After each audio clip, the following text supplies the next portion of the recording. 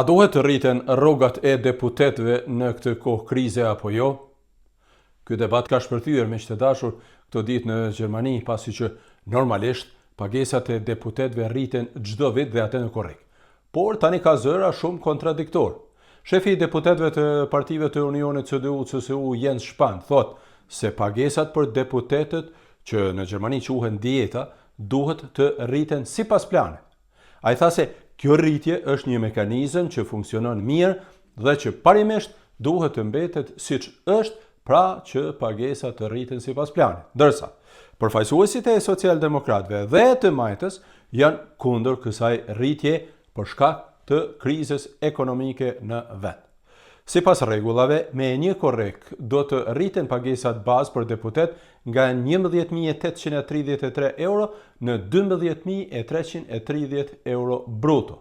Këto janë pra bruto dhe duhet të paguhen tatime, por këto janë vetëm baza e pagesave, sepse deputetet në Gjermani marrin edhe pagesat e tjera, varësisht nga puna e tyre në komisione, varësisht nga udhëtimet etj. Ndërsa për çdo deputet në muaj ndahen edhe nga 5.467 euro neto për nevojat e tyre në zyrat e deputetit për vendin pra nga vjen. Partia Socialdemokrate, që është në pushtet me partitë CDU-CSU, propozon që deputetët të heqin dorë nga rritja.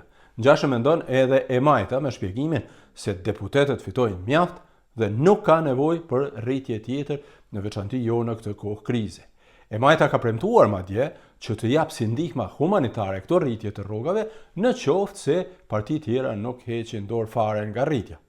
Në Bundestag është hapur tani edhe një debat për pensionet e deputetëve, sepse ata kanë privilegje të shumta që qytetarët e tjerë, pra ne të tjerët, nuk i kemi fare në dispozicion.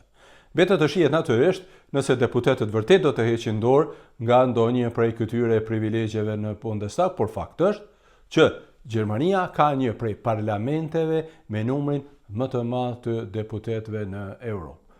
E nuk duhet harruar që në Gjermani ka dhe 16 lande me një numër të madh deputetësh që marrin në vit mes 53.000 deri në 124.000 euro, varësisht nga lande dhe postet e tyre. E të mos flasim për privilegjet e tjera që gëzojnë deputetët, si në nivelin federal, ashtu dhe në atë nivelin e landeve. Ndryshe, t'ju them që në Gjermani akoma nuk ka asnjë deputet shqiptar në nivelin federal, e kam fjalën, edhe pse në këtë vend ndërkohë jetojnë rreth 700.000 shqiptar, aty diku.